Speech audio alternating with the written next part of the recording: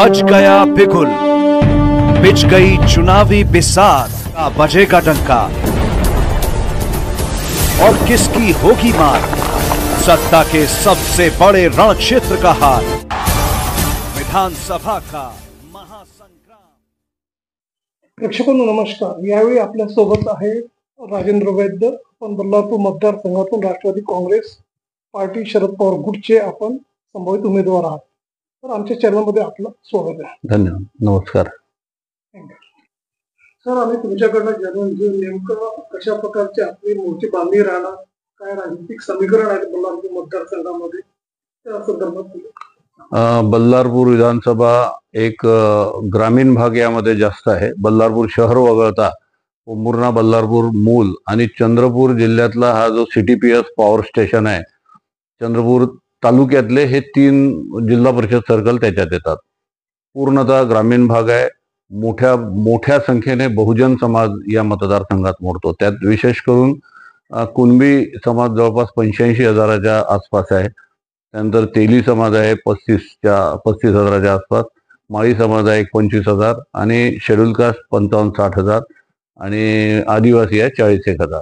त्यामुळे हा अतिशय महत्त्वपूर्ण मतदारसंघ आहे। मागील अनेक वर्षापासून काँग्रेस पक्ष जवळपास इथे 8 निवडणुकांपासून काँग्रेस पक्ष लढत आहे। 40 वर्ष झाले काँग्रेस पक्ष सतत लढत आहे आणि सतत पराभूत होत आहे। राष्ट्रवादी काँग्रेस पक्ष इथे फक्त 1999ला तिथे घड्याळ चिन्हावर जेव्हा पहिल्यांदा पक्षाची स्थापना झाली तर 99ला लढला आणि जवळपास 35,000च्या वर 38,000 मतं आमचे रामभाऊ महाडोळे घड्याळवर लढले होते। त्यांनी त्या ठिकाणी 35,000च्या जवळपास मतदान घेतलेलं होतं। त्यानंतर सतत काँग्रेस पक्ष पराभूत आहे।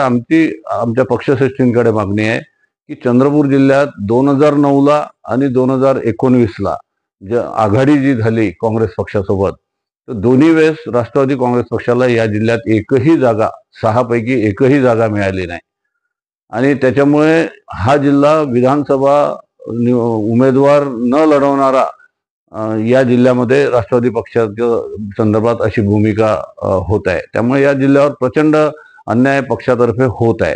विधानसभा लढवणारे उमेदवार या पक्षामध्ये होते। मी लोकसभा लढवली आहे 2004 मध्ये, जवळपास 1 लाखाच्या वर, 1.25 लाखाच्या जवळपास मी मतदान या चंद्रपूर लोकसभा मतदारसंघातून घेतलेलं होतं।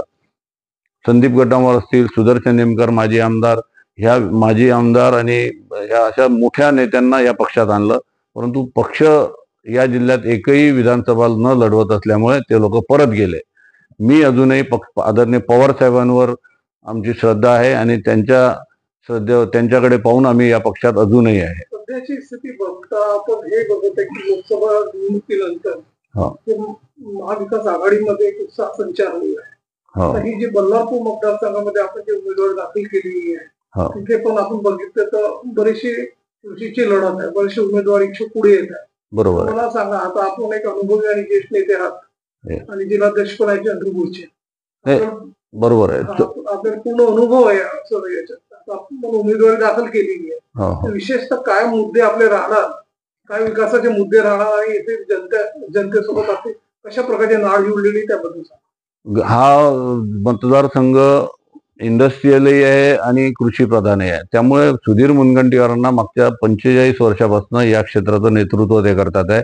परंतु शेतकऱ्यांच्या शेतीला पाणी मिळालं पाहिजे म्हणून एकही सिंचन प्रकल्प या मुनगंटीवार साहेबांनी किंवा विद्यमान आमदारांनी, मंत्र्यांनी आणलेला नाही।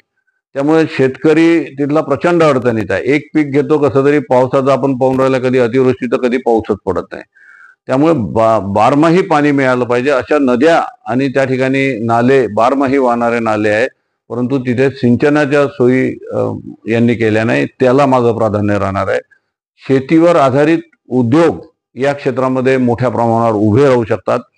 मुनगंटीवार साहेबांनीच एक शांतिकुंज चालवण नावाचा एक प्रोजेक्ट राजकारणात येण्यापूर्वी या मतदारसंघात उभा करायचा प्रयत्न केला। लोकांकडून मोठ्या संख्येने शेअरच्या रूपाने पैसा गोळा केला आणि त्या पैशाचा काय घोळ झाला आणि कुठे तो पैसा गायब झाला त्या शेअरधारकांना काही मिळालं नाही। तोच प्रोजेक्ट सांगाडा उभा करून मूलच्या MIDCत उभा ठेवला आणि त्या प्रोजेक्टला मग जयंत पाटील आमचे प्रांताध्यक्ष त्यांनी तो कारखाना विकत घेतला आणि सुरू करून दाखवला। जे पश्चिम महाराष्ट्रातला माणूस आमचे जयंत पाटील साहेब करू शकतात ते हे का नाही करू शकले? म्हणजे युवकांना रोजगार देण्याची भूमिका नाही. एकही मोठा उद्योग मागच्या या 40 वर्षाच्या काळात सुधीरभाऊ मुनगंटीवार त्या क्षेत्राचे आणि त्याच्यापूर्वी शोभाताई होत्या, परंतु यांनी एकही उद्योग बेरोजगारांना रोजगार मिळाला पाहिजे म्हणून आणला नाही. म्हणून एक ग्रामीण याच्यावर कृषीवर आधारित उद्योग आणि सिंचनाच्या सोयी ह्या दोन याला माझं प्राधान्य राहणार आहे. आणि हा चंद्रपूर जिल्हा हा वाहतुकीचा जिल्हा आहे. अनेक मोठे कारखाने, सिमेंट कारखाने, कोळसा उद्योग याच्यामुळे प्रचंड वाहतूक या जिल्ह्याला आहे. परंतु एकही शहराला बायपास रस्ता नाही. शहराच्या मध्यभागावरून मोठमोठे ट्रक आणि सगळं वाहतूक होत आहे. दरवर्षी अनेक लोकांचा जीव जातो, अनेक ऍक्सिडेंट होतात, लोकांचे हातपाय गमावले जातात. म्हणून प्रत्येक शहराला, चंद्रपूर असेल, बल्लारपूर असेल, मूल असेल, या शहरांना बायपास रस्त्यांची निर्मिती, उद्योगांची निर्मिती आणि सिंचनाचं सोयी ह्या माझ्या प्राथमिक हे राहतील. म्हणजे माझ्या ह्याच्यात अजेंड्यामध्ये हे निर्माण करणे, या पद्धतीने कसा पुढचा कार्यकाळ त्या भागात राहील या दृष्टीने माझा प्रयत्न राहील. राजेंद्र अडते साहेब 3 महिन्यानंतर आता विधानसभेच्या निवडणुका लागत आहे. अशात सत्ताधारी जी पार्टी आहे त्यात त्यांनी जे जाहीर केलेली आहे आपलं योजना, काका भाऊ आणि लाडकी बहीण जी योजना जाहीर केलेली आहे, त्यांचा असा दावा आहे की त्यांना अति प्रतिसाद मिळत आहे लोकांकडून आणि ते आमच्यासाठी तुमच्या इलेक्शनला एक टर्निंग पॉईंट ठरणार. त्यावर आपण काय भाष्य द्याल? आमचं म्हणणं आहे, आधी संजय गांधी निराधार योजनेचे पैसेच 6-6 महिने, 3-3 महिने लोकांना मिळत नाही. त्यात योजना लावा. त्यानंतर ह्या लाडकी बहीण योजना ही फक्त निवडणूक जिंकण्यासाठी आणलेली आहे. ही सगळी आम जनतेची चर्चा इतकी टिंगलटवाळी आणि रील्स या लाडकी बहीण योजनेच्या निमित्ताने सुरू आहे. लोकांना माहिती आहे फक्त 2 महिने ही योजना चालणार आहे. 46,000 कोटी रुपये ज्या राज्यावर कर्जाचा मोठा डोंगर आहे त्या राज्यावर या योजनेसाठी 46,000 कोटी रुपये आणणार कुठून? फक्त निवडणुका डोळ्यासमोर ठेवून ही योजना राबवल्या जात आहे हे जनतेच्याही लक्षात आहे. आणि म्हणून जे मिळत आहे 1-2 महिने जरी मिळतील तर त्यासाठी लोकांनी अर्ज केलेले आहे. परंतु आता त्याची सॉर्टिंग केव्हा होईल, त्याला ती योजना एक्झॅक्टली सुरू केव्हा होईल आणि तोपर्यंत आचारसंहिता लागेल. ओबीसीच्या आरक्षणाला धक्का न लावता जर त्यांना वेगळं आरक्षण देत असेल तर ती भूमिका शासनाने त्याच्यात सामंजस्य घालून लवकरात लवकर तो निर्णय घेतला पाहिजे आणि हा वाद संपवला पाहिजे. परंतु हे जे वाद उभा केलाय हा ह्या सत्ताधाऱ्यांनीच निर्माण केलेला वाद आहे. महाराष्ट्रातल्या या भागामध्ये, विदर्भात, पूर्व विदर्भामध्ये या वादाचा काहीही परिणाम नाही. इथले ओबीसी, मराठे हे सगळे एकजूट आहे. हे होते राजेंद्र वैद्य, आपण बल्लारपूर मतदारसंघातून संभावित उमेदवार आहात राष्ट्रवादी काँग्रेस पार्टी शरद गुप्तरचे. सर, तुम्ही सर्व आम्हाला माहिती पूर्ण दिलेली आहे आणि तुम्ही जे पण विकासाचा एजेंडा जे ठेवलेला आहे त्यावर आपण कटिबद्ध आहात. आणखीन आपण एक जाणकारांना अनुभवी नेते आहात आणि आपण आपला वेळ दिला आमच्या चॅनलला, त्याबद्दल सर आपलं धन्यवाद. धन्यवाद. नमस्कार.